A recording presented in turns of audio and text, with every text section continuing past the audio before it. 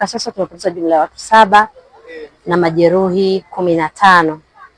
Na taarifa zinaonyesha kwamba watu hawa walikuwa wanakwenda shambani ndipo wakagongana ambulance pamoja na guta ambayo ilikuwa imewabeba, na hao watu kupoteza maisha na kupata majeruhi hao. Mpaka sasa majeruhi tulikuwa nao hapa katika hospitali ya Mafinga, ya mji Mafinga, na wengine ambao wana hali mbaya kama 4 wanapelekwa katika hospitali ya mkoa wa Iringa.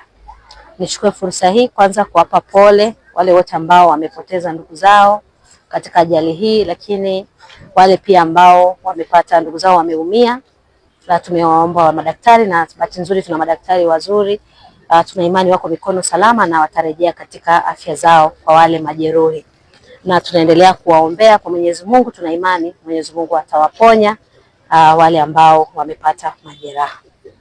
Chukue fursa hii kwanza kuendelea kuwaasa wananchi wa Mufindi, kama ambavyo tumekuwa tukiwaambia mara nyingi, kuacha kutumia hivi vyombo ambavyo si rasmi kwa usafirishaji wa watu. Jaribu kuangalia zile guta, kazi yake ni kusafirisha mizigo, lakini wao wamejaza watu tena kwa kiasi ambacho ni kikubwa zaidi hata ya uwezo wake. Jaribu kufikiria kwa hali ya kawaida, watu 22 kwenye guta ni watu wengi sana. Kwa hiyo nichukue fursa hii kuwaomba, hata kama kweli tunatafuta, lakini tutafute kwa namna salama. Unaweza ukaona kama nia yao ilikuwa ni kwenda shamba, lakini tumeishia hospitali na wengine wameishia kupoteza maisha.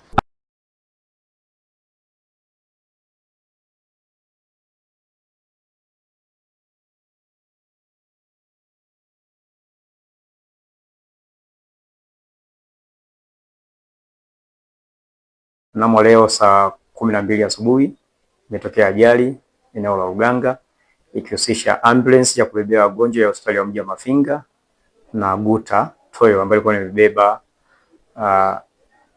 watu wakiwa wanaenda mashambani kwa ajili ya kuendelea na shughuli zao za siku zote. Baada ya hapo kwa hospitalini tumepokea majeruhi 15. Katika 15 wanawake 8 na wanaume 7. Lakini pia tumepokea miili ya marehemu, watu ambao wamefia kwenye ajali walikuwa ni 6 na wote ni wanawake. Lakini wakati tunaendelea kutoa huduma kuna majeruhi mmoja wapo ambao ni wa kiume na yeye ameweza kupoteza maisha. Kwa tuna jumla ya watu waliopoteza maisha ni 7 na majeruhi 15.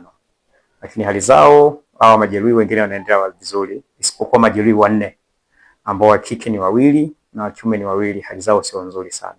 Taratibu za rufaa kuwapeleka Iringa mjini kwa ajili ya huduma zaidi zinaendelea.